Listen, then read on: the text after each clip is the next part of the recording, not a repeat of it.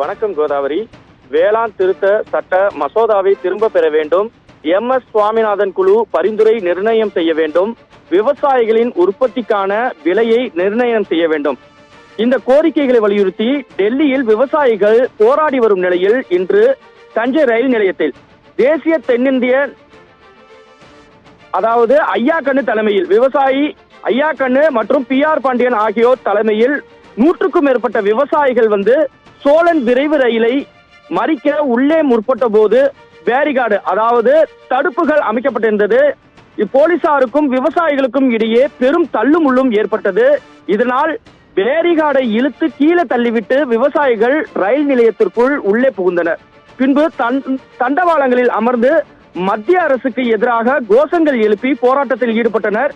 பின்பு சோழன் விரைவு ரயில் வந்தபோது ரயிலை மறித்து சிறிது நேரம் ஆர்ப்பாட்டத்திலும் ஈடுபட்டனர். இதனால் இங்கு மிகவும் பரபரப்பு நிலவி வருகிறது. மேலும் போலீசார் அதிக அளவில் குவிக்கப்பட்டுள்ளனர். விவசாயிகள் போராட்டத்தில் ஈடுபட்டவர்களை போலீசார் கைது செய்து தற்போது தனியார் மண்டபத்தில் அடைத்துள்ளனர்.